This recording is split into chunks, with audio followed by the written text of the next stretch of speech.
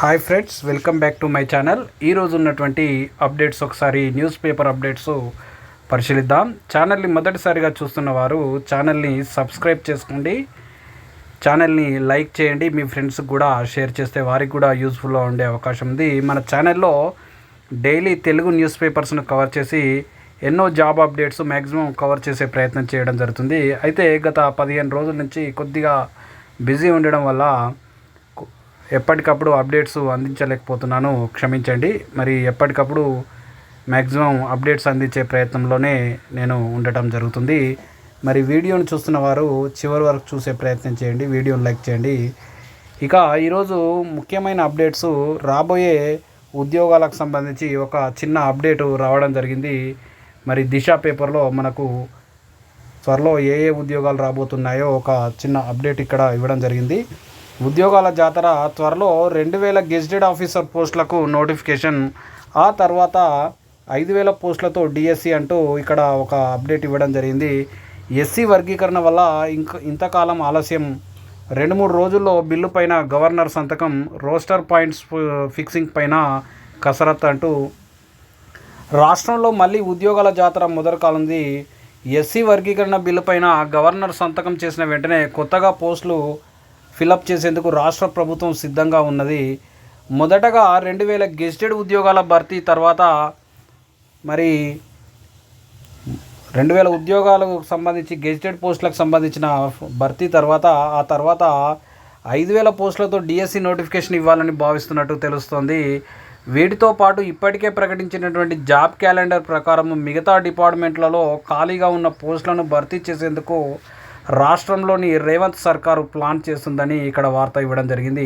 యాక్చువల్గా గత ఆగస్టులోనే job calendar release కావాల్సి ఉన్నప్పటికీ మరి ఎస్సీ వర్గీకరణ అంశం అయితేనేమి, అదేవిధంగా బీసీ రిజర్వేషన్లకు సంబంధించి 42% పెంచడానికి సంబంధించిన బిల్లు పాస్ కావడానికి సంబంధించిన అంశాల నేపథ్యంలో కొద్దిగా ఆలస్యమైనప్పటికీ ప్రభుత్వము జాబ్ క్యాలెండరు ప్రకటించడానికి సిద్ధంగా ఉందన్నట్టు ఇక్కడ వార్త రావడం జరిగింది.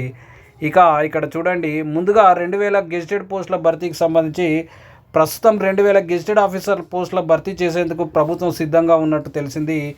ఇప్పటికే ఏ శాఖల్లో ఎన్ని పోస్టులు ఖాళీగా ఉన్నాయో గుర్తించి వాటిని భర్తీ చేసేందుకు గ్రీన్ సిగ్నల్ సైతం ఇచ్చింది. వర్గీకరణ ప్రకారం రోస్టర్ పాయింట్స్ ఫిక్స్ అయిన వెంటనే దీనికి సంబంధించిన నోటిఫికేషన్ ఇవ్వాలని ప్లాన్ చేస్తుంది. 5000 పోస్టులతో డిఎస్సి గెజిటెడ్ ఉద్యోగాల కోసం నోటిఫికేషన్ ఇచ్చిన తర్వాత డిఎస్సి నోటిఫికేషన్ వేసి టీచర్ పోస్టులు భర్తీ చేయాలని ప్రభుత్వం భావిస్తుంది. ఈ సంవత్సరం సుమారు 5000 పోస్టులు ఖాళీగా ఉంటాయని ప్రభుత్వ వర్గాల అంచనా. జాబ్ క్యాలెండర్ ప్రకారం ఇప్పటికే టెట్ పరీక్ష నిర్వహించినటువంటి ప్రభుత్వము ఫిబ్రవరి 5న రిజల్ట్స్ విడుదల చేయనుంది. రోస్టర్ పాయింట్స్ ఫిక్స్ చేసే పనిలో అధికారులు అంటూ మరి ఈ కొత్తగా వచ్చినటువంటి వర్గీకరణ ప్రకారం రోస్టర్ పాయింట్స్ ఏర్పాటు చేసే కసరత్తులో ప్రభుత్వ అధికారులు ఉన్నట్టుగా అక్కడ వార్త ఇవ్వడం జరిగింది. డిఎస్సి స్పోర్ట్స్ కోటా ఫలితాలు విడుదల చేయండి, విద్యాశాఖ డైరెక్టర్కు మందకృష్ణ వినతి అంటూ ఇక్కడ వార్త ఆంధ్రప్రభలో మనకు ఇవ్వడం జరిగింది. అనర్హులైన వారు గత 6 నెలలుగా క్రీడా కోటాలో ఉద్యోగాలు చేస్తుండగా అర్హులైన క్రీడాకారులు వారి ఉద్యోగాల కోసం ప్రతిరోజు డిఎస్సి ఆఫీస్ చుట్టూ తిరుగుతున్నారని ఎంఆర్పిఎస్ వ్యవస్థాపక అధ్యక్షుడు మందకృష్ణ మాదిగ ఆవేదన వ్యక్తం చేశారు. ఈ విషయమై గురువారం తెలంగాణ పాఠశాల విద్యాశాఖ డైరెక్టర్ నరసింహారెడ్డితో ఆయన మాట్లాడారు. డిఎస్సి 2024లో ఎంపికైన 96 మంది ఎస్జిటి అభ్యర్థులు క్రీడా పోస్టుకు నవంబర్లో 2వసారి జరిగినటువంటి ఫిజికల్ సర్టిఫికేట్ రీవెరిఫికేషన్ ఫలితాలు ప్రకటించాలని డైరెక్టర్ను కోరారు. ఉద్యోగాలు ఇచ్చినటువంటి క్రీడాకారులకు వెంటనే న్యాయం చేయాలని డిమాండ్ చేశారు. మరోవైపు ఏఎస్ఎఫ్ విద్యార్థి సంఘ నేతలు అదనపు డైరెక్టర్ లింగయ్యను కలిసి డిఎస్సి స్పోర్ట్స్ కోటాలో టీచర్ల రీవెరిఫికేషన్ నియామకాలను వెంటనే చేపట్టాలని కోరారు. విద్యాశాఖ పగ్గాలు ముఖ్యమంత్రి చేతిలో ఉండడంతో అధికారులు నిర్లక్ష్యంగా వ్యవహరిస్తున్నారని మరి వారు ఆరోపించినట్టుగా ఇక్కడ వార్త రావడం జరిగింది. మరి స్పోర్ట్స్ కోటాకు సంబంధించి రీవెరిఫికేషన్ తర్వాత సెలెక్ట్ అయిన అభ్యర్థులకు వెంటనే పోస్టింగ్స్, వారి రిజల్ట్స్ ప్రకటించి వెంటనే పోస్టింగ్స్ ఇవ్వాలని మరి స్కూల్ ఎడ్యుకేషన్ డైరెక్టర్ను కలిసి వినతి పత్రం సమర్పించినట్టుగా అక్కడ వార్త రావడం జరిగింది. జూనియర్ కాలేజీలకు 226 పని దినాలు అకాడమిక్ క్యాలెండర్ విడుదల. రాష్ట్రంలోని జూనియర్ కాలేజీలకు సంబంధించి 2025-26 అకాడమిక్ క్యాలెండర్ విడుదలైంది. అకాడమిక్ క్యాలెండర్ ప్రకారం వచ్చే విద్యా సంవత్సరం 226 పని దినాలు ఉండనున్నట్లు ఇంటర్ బోర్డు వెల్లడించింది. వేసవి సెలవుల తర్వాత జూన్ 2న ఇంటర్ కాలేజీలు పునః ప్రారంభం కానున్నాయి. సెప్టెంబర్ 28 నుంచి అక్టోబర్ 5 వరకు దసరా సెలవులు, జనవరి 11 నుంచి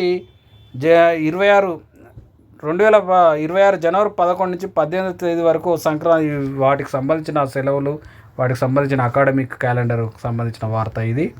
ఇక రాజీవ్ యువ వికాసానికి 14 వరకు గడువు పొడిగింపు.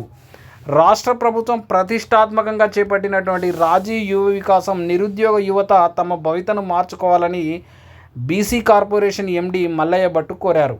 ఈ పథకానికి ఇప్పటి వరకు ఎస్సీ, ఎస్టీ, బీసీ, ఈబీసీ వర్గాలకు చెందిన యువత నుంచి 7 లక్షల దరఖాస్తులు వచ్చాయని గురువారం ఒక ప్రకటనలో వెల్లడించారు. ఇప్పటి వరకు దాదాపు 7 లక్షల అప్లికేషన్లు వచ్చాయి. మరి దీని లాస్ట్ డేట్ కూడా 14th, మనకు ఏప్రిల్ 14th వరకు పొడిగించినట్టుగా ఇక్కడ వార్త రావడం జరిగింది. ఇక్కడ కొన్ని వివరాలు ఉన్నాయి, చూద్దాం. దరఖాస్తు చేసుకునేందుకు ఏ ధృవీకరణ పత్రాలు అవసరమో ఆయన స్పష్టత ఇచ్చారు. అభ్యర్థులు తమ దరఖాస్తుతో పాటు రేషన్ కార్డు లేదా ఫుడ్ సెక్యూరిటీ కార్డు ఉంటే ఆదాయ ధృవీకరణ పత్రం సమర్పించాల్సిన అవసరం లేదని తెలిపారు. ఈ 2 కార్డులు లేని వారు మీ సేవ ద్వారా ఆదాయ ధృవపత్రాన్ని నెంబర్ సమర్పించాల్సి ఉంటుందని పేర్కొన్నారు. అదేవిధంగా 2026 తర్వాత జారీ చేయబడి 2016 తర్వాత ఇష్యూ చేయబడినటువంటి క్యాస్ట్ సర్టిఫికేట్ ఉంటే సరిపోతుందని, కొత్తగా క్యాస్ట్ సర్టిఫికేట్ అవసరం లేదని, అంటే 2016 తర్వాత తీసుకున్నటువంటి కమ్యూనిటీ సర్టిఫికేట్ ఉంటే సరిపోతుందని ఇక్కడ పేర్కొనడం జరిగింది. అభ్యర్థుల సౌకర్యం కోసం మున్సిపల్ కార్యాలయాలు, ప్రజాపాలన సేవా కేంద్రాల్లో మరి దరఖాస్తు ఫారాలను అందుబాటులో ఉంచామని, వాటిని నింపి అక్కడే ఇవ్వాలని సూచించారు.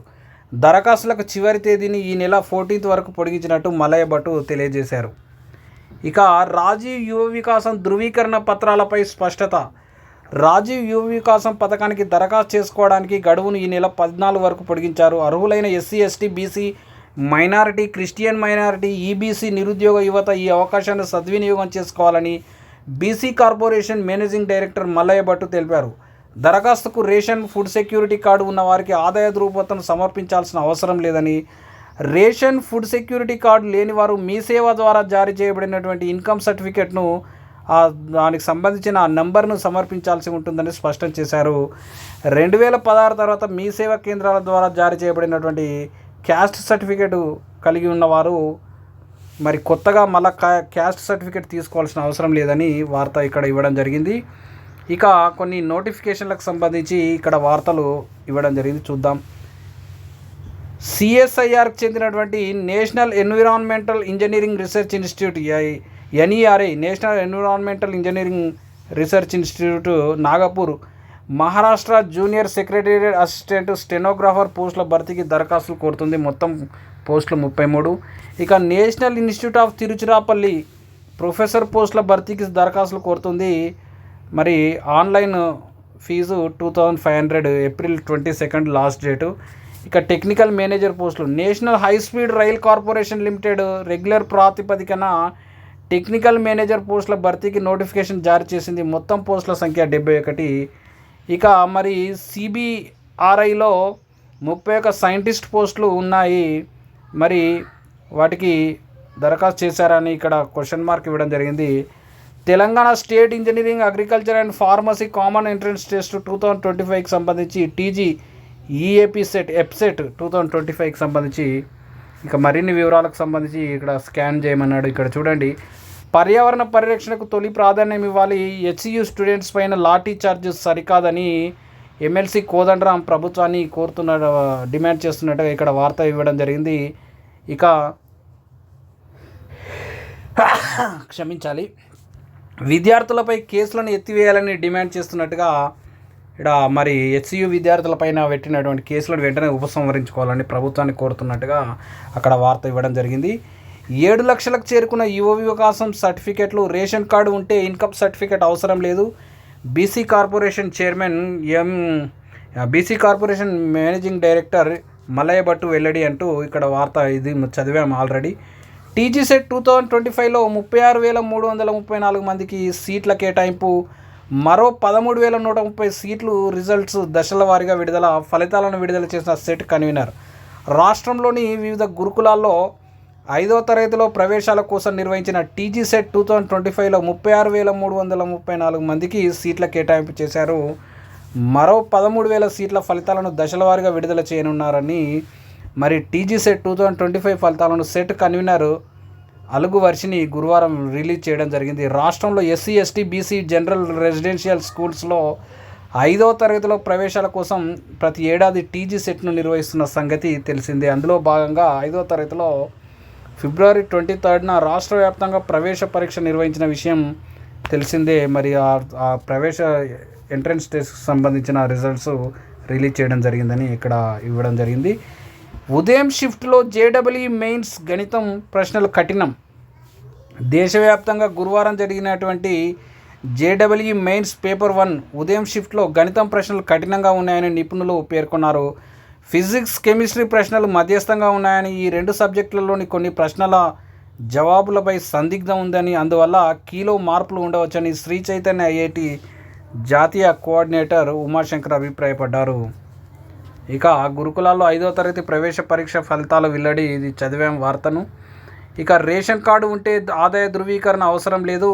రాజీవ్ యువ వికాసానికి సంబంధించిన వార్తను మనము ఇప్పటికే చదివి ఉన్నాము. ఇక ఆరోగ్యశ్రీ పరిధిలో వయోవందన పథకం. రాష్ట్రంలోనూ 70 ఏళ్ళు నిండిన వృద్ధులకు 5 లక్షల వరకు ఉచిత చికిత్స. కేంద్ర ప్రభుత్వం ఆయుష్మాన్ భారత్ కింద తీసుకొచ్చినటువంటి వయోవందన పథకాన్ని రాష్ట్ర ప్రభుత్వం ఆరోగ్యశ్రీలో చేర్చుతూ కీలక నిర్ణయం తీసుకుంది. ఈ మేరకు Rajiv Aarogyasri health care trust తాజాగా ఉత్తర్వులు జారీ చేసింది. ఆర్థిక స్తోమతతో సంబంధం లేకుండా 70 ఏళ్ళు నిండిన రాష్ట్రంలోని వృద్ధులకు ఆరోగ్యశ్రీ ట్రస్ట్ నెట్వర్క్ ఆసుపత్రుల్లో ఈ పథకం ద్వారా ఇక నుంచి 5 లక్షల విలువైన ఉచిత వైద్య సేవలు అందనున్నాయంటూ మరి కేంద్ర ప్రభుత్వానికి సంబంధించిన వయోవందన పథకాన్ని ఆరోగ్యశ్రీలో చేరుస్తూ మరి 5 లక్షల వరకు ఉచిత చికిత్స అందించనున్నారని ఆ వార్త యొక్క సారాంశంగా మనం భావించాలి. ఇక ఇంటర్ జవాబు పత్రాల ముందస్తు పునః పరిశీలన. ఇంటర్మీడియట్ జవాబు పత్రాల మూల్యాంకనంలో ఈసారి ఇంటర్ బోర్డు ముందస్తు పునః పరిశీలన చేయనుంది. ఫలితాలు వచ్చిన తర్వాత మార్కులు రాలేదని, అధ్యాపకులు చేసిన తప్పిదం వల్లే తాము ఫెయిల్ అయ్యామని విద్యార్థులు ఆరోపిస్తుంటారు. ఈ నేపథ్యంలో 35 మార్కులు రాని విద్యార్థులకు సంబంధించి జవాబు పత్రాలను చీఫ్ ఎగ్జామినర్ సబ్జెక్ట్ నిపుణులతో ర్యాండమ్గా పునః పరిశీలిస్తున్నట్టు బోర్డు వర్గాలు తెలిపాయి. అంటే రిజల్ట్ రాకముందే 35 బిలో వచ్చిన వారి యొక్క స్టూడెంట్స్ యొక్క ఆన్సర్ షీట్స్ను కానీ వారి యొక్క కౌంటింగ్ కానీ విద్యార్థులు రిజల్ట్స్ రాకముందే అప్లీట్ చేసుకోకముందే మరి ఈ ఎగ్జామినర్లే తిరిగి పునః పరిశీలన జరుపుతున్నట్టుగా ఇక్కడ ఇంటర్ బోర్డు పేర్కొంది. దీంతో విద్యార్థులకు అన్యాయం జరగకుండా ఉంటుందని చెబుతున్నారు. ఈ నెల 10వ తేదీ నాటికి జవాబు పత్రాల మూల్యాంకనం పూర్తి కానుంది. ఫలితాలను ఈ నెల చివరి వారంలో వెల్లడించేందుకు అధికారులు కసరత్తు చేస్తున్నారు. ఇక 24 గంటలు పనిచేసేందుకు 27 సంస్థలకు అనుమతి. రాష్ట్రంలోని వివిధ కేటగిరీలకు చెందిన 27 సంస్థలు 24 గంటల కార్యకలాపాలు నిర్వహించేందుకు వీలుగా ఈ ఏడాది కాలపరిమితితో అంటే ఒక ఏడాది పాటు కాలపరిమితితో కార్మిక శాఖ అనుమతించింది. ఏది 27 సంస్థలకు. ఈ మేరకు దుకాణాల సముదాయాల చట్టం 1988లోని సెక్షన్ 7 నుంచి మినహాయింపు ఇస్తూ కార్మిక శాఖ ముఖ్య కార్యదర్శి సంజయ్ కుమార్ ఉత్తర్వులు జారీ చేయడం జరిగింది. ఇక కాలుష్య రహిత వాతావరణంలో జీవించడం కూడా ఒక ప్రాథమిక హక్కే అని సుప్రీంకోర్టు ఆర్టికల్ 21లో భాగమేనని మరి ఇది పాలిటీ పరంగా మనకు జనరలైజ్లో మనకు గ్రూప్ 1లో అయితేనేమి గ్రూప్ 2లో కానీ ఇంపార్టెంట్గా భావించవచ్చు. కాలుష్య రహిత వాతావరణంలో జీవించే హక్కు కూడా రాజ్యాంగంలోని అధికరణ 21 కిందికే వస్తుందని సుప్రీంకోర్టు పేర్కొంది. ఢిల్లీ జాతీయ రాజధాని ప్రాంతంలో బాణాసంచ తయారీ, అమ్మకాలు, నిల్వకు సంబంధించి నిబంధనలను సడలించాలంటూ దాఖలైన పిటిషన్ను తిరస్కరిస్తూ సుప్రీంకోర్టు ఈ వ్యాఖ్యలు చేసింది.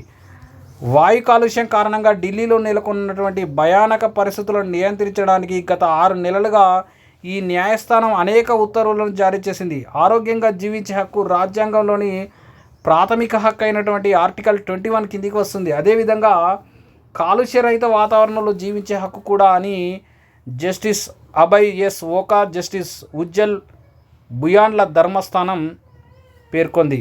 విమానాశ్రయాల్లో ప్రయాణికుల యొక్క పాత వ్యక్తిగత ఆభరణాలను అనవసరంగా జప్తు చేయొద్దని కస్టమ్స్ అధికారులకు ఢిల్లీ హైకోర్టు సూచించింది.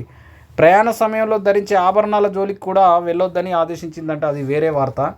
మరి కాలుష్య రహిత వాతావరణంలో జీవించడం కూడా ఒక జీవించే హక్కులో భాగమేనని సుప్రీంకోర్టు వ్యాఖ్యానించింది. మరి 21 ఆర్టికల్ కింద ఈ హక్కు కూడా మరి ఏకాంతంగా జీవించే హక్కు, మరి నిరసన చేసే హక్కు, అదేవిధంగా మరి పని హక్కు, ఇవన్నీ కూడా జీవించే హక్కులో భాగమని గతంలో సుప్రీంకోర్టు ఎన్నో కేసులలో రూలింగ్ ఇచ్చిన విషయంతో ఈ రూలింగ్ కూడా వాటి జాబితాలో చేర్చవచ్చు. ఇక 2028 వరకు వేచి చూడాలా, తగిన సమయం అంటే ఎంత? ఎమ్మెల్యేల అనర్హత కేసులో సుప్రీంకోర్టు వ్యాఖ్యలు, ముగిసిన వాదనలు, తీర్పు రిజర్వ్లో పెట్టడం జరిగింది. ఎమ్మెల్యేల అనర్హతకు సంబంధించి బీఆర్ఎస్ పార్టీ నుంచి జారీ చేసినటువంటి అప్పీల్ చేసినటువంటి పిటిషన్ల పైన సుప్రీంకోర్టు గతంలో కొన్నిసార్లు వాదనలు జరిగాయి. నిన్న వాదనలు కంప్లీట్ అయిపోయి తీర్పు అనేది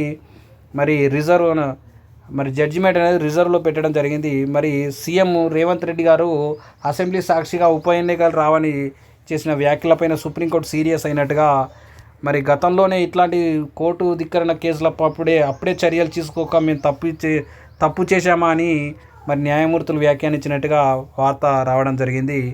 ఇక సుప్రీంకోర్టు న్యాయమూర్తుల యొక్క ఆస్తులు ఇక బహిర్గతం. న్యాయస్థానం యొక్క వెబ్సైట్లో త్వరలో వివరాల వెల్లడి. సీజేఐ ఆస్తుల వివరాలు అందుబాటులోకి. సర్వోన్నత న్యాయస్థానం తీర్మానం. న్యాయ వ్యవస్థపై విశ్వాసం, పారదర్శకతను పెంచేందుకు సర్వోన్నత న్యాయస్థానంలోని న్యాయమూర్తులందరూ కలిసి కీలక నిర్ణయం తీసుకున్నారు. తమ ఆస్తుల వివరాలను బహిరంగపరిచేందుకు అంగీకరించారు. ఈ నెల 1వ తేదీన జరిగిన పూర్తిస్థాయి న్యాయస్థానం సమావేశంలో ఈ మేరకు తీర్మానం చేశారు. ఇది భవిష్యత్తులో సుప్రీంకోర్టు న్యాయమూర్తులుగా బాధ్యతలు స్వీకరించే వారికి వర్తించనుంది. విధి విధానాలు ఖరారైన తర్వాత ఆస్తుల యొక్క వివరాలు డిక్లరేషన్ సుప్రీంకోర్టు యొక్క అధికారిక వెబ్సైట్లో అప్లోడ్ కానున్నాయి. మరి న్యాయమూర్తుల యొక్క వారి యొక్క ఆస్తులను ఆ న్యాయస్థానాలకు సంబంధించిన వెబ్సైట్లో పొందుపరచనున్నారని ఇక్కడ మరి భవిష్యత్తులో ఇది అమల్లోకి వస్తే ఫ్యూచర్లో న్యాయమూర్తులు నియమితులయ్యేవారు కూడా వారి యొక్క ఆస్తుల వివరాలను అధికారిక వెబ్సైట్లో పొందుపరచాల్సిన అవసరం ఉంటుందని ఆ వార్త యొక్క సారాంశము. వక్ఫ్ బిల్లుకు రాజ్యసభ పచ్చజెండా. అనుకూలంగా 128, వ్యతిరేకంగా 95 మంది. అర్ధరాత్రి దాటే వరకు వాడివేడి చర్చ. సదుద్దేశంతో రూపొందించామన్న ప్రభుత్వం ముస్లింల హక్కులను హరిస్తుందని ధ్వజమెత్తిన విపక్షాలు. సవరణల వారీగా ఓటింగ్. ఇక రాష్ట్రపతి ముందుకు. దేశవ్యాప్తంగా విస్తృత చర్చతో పాటు అధికార విపక్షాల మధ్య తీవ్ర వాగ్వాదాలకు దారితీసిన వక్ఫ్ సవరణ బిల్లు 2025 ఎట్టకేలకు పార్లమెంట్ ఆమోదం పొందింది. రాజ్యసభలో గురువారం అర్ధరాత్రి దాటే వరకు విస్తృత చర్చ జరిగింది. విమర్శలు, ప్రతివిమర్శలతో సభ ప్రతిధ్వనించింది. కేంద్ర మైనారిటీ వ్యవహారాల శాఖ మంత్రి కిరణ్ రిజిజు సమాధానం అనంతరం సవరణల వారీగా ఓటింగ్ జరిగింది. ఓటింగ్కు అనుకూలంగా 128 మెంబర్సు, వ్యతిరేకంగా 95 మెంబర్సు సభ్యులు ఓటేశారు. ప్రతిపక్షాలు ప్రతిపాదించిన సవరణలు వీగిపోయాయి. బుధవారం లోక్సభలోను సుదీర్ఘ చర్చ అనంతరం ఆమోదం పొందిన వక్ఫ్ బిల్లు గురువారం మధ్యాహ్నం రాజ్యసభ ముందుకు వచ్చింది. ఎగువ సభలో బిల్లును ప్రవేశపెట్టిన కేంద్ర మంత్రి కిరణ్ రిజిజు చర్చను ప్రారంభించారు. కొందరు విపక్ష ఎంపీలు బిల్లుకు నిరసనగా నల్ల బ్యాడ్జీలు ధరించి సభకు వచ్చారు. మొత్తానికి తీవ్ర వాగ్వివాదాల మధ్య మరి రాజ్యసభలో కూడా బిల్లు పాస్ అయి రాష్ట్రపతి వద్దకు చేరిందని అక్కడ వార్త ఇవ్వడం జరిగింది. ఇక తక్షణం పనులు ఆపండి. కంచగచ్చిబౌలిలో 3 రోజుల్లో 100 ఎకరాల్లో చెట్లు కొట్టేయడం ఏంటి? అనుమతులు, పర్యావరణ మదింపు ప్రత్యామ్నాయాలు ఉన్నాయా? అక్కడ వన్యప్రాణులతో కూడిన అటవీ ప్రాంతం ఉన్నట్లు ఆధారాలు ఉన్నాయి. సుప్రీంకోర్టు వ్యాఖ్యలు సుమోటోగా స్వీకరణ. మరి గంటల వ్యవధిలో హైకోర్టు రిజిస్ట్రార్తో క్షేత్ర పరిశీలన అనంతరం స్టే ఉత్తర్వులు. ఉల్లంఘిస్తే సీఎస్దే వ్యక్తిగత బాధ్యత అని హెచ్చరిక. 16వ తేదీలోపు ప్రభుత్వం అఫిడవిట్ దాఖలు చేయాలని. మొత్తానికి హెచ్సియు భూముల వేలానికి సంబంధించి సుప్రీంకోర్టు స్టే విధించింది. అక్కడ పర్యావరణానికి తీవ్ర విఘాతం కలుగుతుంది, వన్యప్రాణులకు విఘాతం కలుగుతుంది.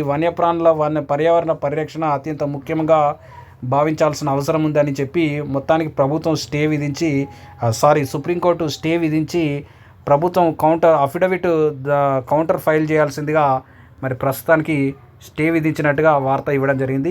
ఇక కచ్చతీవును తిరిగి తీసుకోండి. టీఆర్ బాలు. కచ్చతీవు దీవును శ్రీలంకకు దారాదత్తం చేయడం రాజ్యాంగ విరుద్ధమని డిఎంకే నాయకుడు టీఆర్ బాలు గురువారం లోక్సభలో పేర్కొన్నారు. లోక్సభ 0 అవర్ సమయంలో ఆయన ఈ విషయాన్ని లేవనెత్తారు. కచ్చతీవు దీవుని తిరిగి తీసుకోవాలని కేంద్రాన్ని కోరుతూ తమిళనాడు శాసనసభ బుధవారం ఏకగ్రీవ తీర్మానం చేసిందని, తమిళనాడు ముఖ్యమంత్రి ఎంకే స్టాలిన్ ఈ తీర్మానాన్ని ప్రవేశపెట్టారని బాలు పేర్కొన్నారు. 1974-76లో భారత్ శ్రీలంకల మధ్య కుదిరిన ఒప్పందంలో భాగంగా కచ్చతీవును శ్రీలంకకు అప్పగించారు. పార్లమెంటు ఆమోదం పొందాకే దేశ భూభాగాన్ని ఇతర దేశాలకు అప్పగించేందుకు వీలుందంటూ సుప్రీంకోర్టు తీర్పు వెలువరించిందని ఆయన గుర్తు చేశారు. రాష్ట్ర ప్రభుత్వానికి కానీ పార్లమెంటుకు కానీ సమాచారం ఇవ్వకుండా ఈ మార్పిడి జరిగింది, ఇది రాజ్యాంగ విరుద్ధమని తమిళనాడు ప్రభుత్వం తరపున టీఆర్ బాలు లోక్సభలో పేర్కొన్నారు. మరి వెంటనే ఆ దీవిని, ఆ ఐలాండ్ని వెంటనే భారత్ స్వాధీనం చేసుకోవాలని వార్త ఇవ్వడం జరిగింది. ఇక్కడ చూడండి కొన్ని జాబ్ నోటిఫికేషన్కి సంబంధించి వార్తలు. నీరిలో ప్రాజెక్ట్ అసోసియేట్ పోస్టుల భర్తీకి national environment engineering research institute అప్లికేషన్లు కోరడం జరుగుతుంది. ఇంతకుముందు ఈనాడులో కూడా ఈ వార్తను చూసాం మనము. Young professionals junior research fellow పోస్టుల భర్తీకి రాణి లక్ష్మీబాయి సెంట్రల్ అగ్రికల్చర్ యూనివర్సిటీ అప్లికేషన్లు కోరడం జరుగుతుంది. పోస్టుల సంఖ్య 3. ఇక ఇర్కాన్ ఇంటర్నేషనల్లో ఖాళీలు. సీనియర్ వర్క్ ఇంజనీరింగ్ పోస్టుల భర్తీకి ఇర్కాన్ ఇంటర్నేషనల్ లిమిటెడ్ అప్లికేషన్లు కోరుతుంది. ఈ పోస్టులను కాంట్రాక్ట్ బేస్డ్పై భర్తీ చేయనున్నారు. అర్హత గల అభ్యర్థులు మే 5వ తేదీలోగా ఆఫ్లైన్లో దరఖాస్తు చేసుకోవాలి. ఆన్లైన్లో కాదు, ఆఫ్లైన్లో దరఖాస్తు చేసుకోవచ్చు. ఏంది ఆఫ్లైన్లోనే. సీనియర్ వర్క్ ఇంజనీర్ పోస్టులు 8 పోస్టులు. ఇవన్నీ ఈ జనరల్ డిగ్రీ వానికి ఏం తెలుస్తుంది? ఏం లేదు, ఎవడు అప్లై చేయడు. ఉద్యమ నిరుద్యోగ కళాకారులకు న్యాయం చేయాలి, తమకు న్యాయం చేయాలని, సాంస్కృతిక సారథిలో ఉద్యోగాలు కల్పించాలని తెలంగాణ ఉద్యమ ఆసిఫాబాద్ జిల్లా నిరుద్యోగ కళాకారులు కోరారు. జిల్లా కేంద్రంలోని చిల్డ్రన్ పార్క్లో అమరవీరుల స్తూపానికి గురువారం ఇది జిల్లా వార్త. ఇది జిల్లా వార్త కూడా ఇంట్లోకి వచ్చింది బై మిస్టేక్, సారీ, క్షమించాలి. గురుకుల ఎంట్రన్స్ ఫలితాలు విడుదల. 5వ తరగతి అడ్మిషన్కు 36,334 మంది సెలెక్ట్ అయ్యారని ఇంతకుముందు వార్త మనం చదివాము. ఇక తెలుగు రాష్ట్రాల్లో అత్యంత సంపన్నులు వీరే. ఫోర్బ్స్ జాబితాలో చోటు. తెలుగు రాష్ట్రాల్లో అత్యంత సంపన్నుడు దివీస్ మురళి, $9.1 బిలియన్. మురళీ దివికి 323వ ర్యాంకు. ఆ తర్వాత హెట్రో డ్రగ్స్ అధినేత పార్థసారథి రెడ్డి 3.8 మిలియన్ డాలర్లతో 1141 ర్యాంకు. తెలుగు రాష్ట్రాల్లో అగ్రగామి సంపన్నులు చూద్దాము. తెలుగు రాష్ట్రాల విషయానికి వస్తే ఈసారి 12 మంది ఫోర్బ్స్ బిలియనీర్ల జాబితాలో చోటు సంపాదించుకున్నారు. ఈ జాబితాలో $9.1 బిలియన్ దివీస్ ల్యాబొరేటరీస్ అధినేత మురళీ దివి 323వ ర్యాంకు సాధించారు. తెలుగు రాష్ట్రాల్లో ఆయన అత్యంత సంపన్నుడిగా నిలిచారు. ఆ తర్వాత బి పార్థసారథి రెడ్డి 3.8 బిలియన్ డాలర్లతో 948వ ర్యాంకులో ఉన్నారు. ఇక 1141 ర్యాంకులో మహిమా దాట్ల 3.2 బిలియన్ డాలర్లు. 1219వ ర్యాంకులో జిఎన్ రావు 3 బిలియన్ డాలర్లతో. ఈ విధంగా మరి ర్యాంక్స్లో ఫోర్బ్స్ జాబితాలో తెలుగువారు చోటు చేసుకున్నారని ఈ వార్త ఇవ్వడం జరిగింది. రాజ్యసభ సభ్యుడు కృష్ణయ్యకు జ్యోతిరావు పూలే ఎక్సలెన్సీ అవార్డు. సుదీర్ఘకాలంగా బీసీల సమస్యలు, వారి హక్కుల సాధన దిశగా నిరంతర ప్రక్రియగా రాజీ లేని పోరాటాలు చేస్తున్న జాతీయ బీసీ సంక్షేమ సంఘం అధ్యక్షుడు ఎంపీ ఆర్ కృష్ణయ్యకు Mahatma Jyotirao Phule excellence award 2025 award అందజేయనున్నారు. మరి ఆయనకు జ్యోతిరావు పూలే ఎక్సలెన్స్ అవార్డు రావడం జరిగింది. మరి ఈ నెల 11న ఉదయం 11:30 విద్యానగర్లోని ఆయన నివాసం బీసీ భవన్లో జ్యోతిరావు పూలే జయంతి సందర్భంగా కృష్ణయ్యకు శాలువ కప్పి జ్ఞాపికతో సత్కరిస్తామని పేర్కొన్నారంటూ ఇక్కడ వార్త రావడం జరిగింది. ఇక జూనియర్ కాలేజీల అనుబంధ గుర్తింపు నోటిఫికేషన్. మే 4 వరకు దరఖాస్తుల స్వీకరణ. ఆలస్య రుసుంతో జూన్ 7 వరకు దరఖాస్తులకు అవకాశం. అడ్మిషన్ల ప్రారంభం నాటికి వెబ్సైట్లో గుర్తింపు పొందిన కాలేజీల జాబితా. మరి జూనియర్ కాలేజీలకు సంబంధించి సప్లిమెంటరీ కాలేజీల గుర్తింపుకు సంబంధించి కొత్త కాలేజీల గుర్తింపు కానీ లేదా పాత కాలేజీల గుర్తింపు టైం అయిపోతే వాటికి రెన్యువల్ కానీ వాటికి సంబంధించిన నోటిఫికేషను మే 4 వరకు అప్లికేషన్లు స్వీకరించడం జరుగుతుందని ఇక్కడ వార్త ఇవ్వడం జరిగింది. ఇక ట్రంప్ టారిఫ్ భారత్పై 26%. అన్నట్టుగానే అమెరికా అధ్యక్షుడు డొనాల్డ్ ట్రంప్ పరస్పర సుంకాలు రెసిప్రోకల్ టారిఫ్స్ను ప్రకటించారు. తాజా సుంకాలు తక్షణమే అమల్లోకి వస్తాయని పేర్కొన్నారు. అయితే ఆయా దేశాలకు డిస్కౌంట్ కూడా ఇస్తామన్నాయి చెప్పారు. అన్ని దేశాలపైన కనిష్ట సుంకాలను 10%గా నిర్ధారించారు. 100 దేశాలపైన టారిఫ్ల బాధుడు. విదేశీ ఆటోమొబైల్స్ పైన 25% అన్ని దేశాలపైన కనిష్ట సుంకాలు 10%. ఏప్రిల్ 2 అర్ధరాత్రి నుంచి అమలు. ఇది మాకు లిబరేషన్ డే అని మరి డొనాల్డ్ ట్రంప్ పేర్కొన్నాడు. మొత్తానికి భారత్ నుంచి దిగుమతి అయ్యే వస్తువులపైన 26% సుంకాలు విధిస్తున్నట్టుగా ఈ యొక్క వార్త సారాంశంగా మనం భావించాలి. ఇంతటితో ఈ రోజు ఉన్నటువంటి అప్డేట్స్ మనము మ్యాక్సిమం కవర్ చేయడం జరిగింది. నెక్స్ట్ వీడియోలో మళ్ళీ కలుద్దాం. All the best.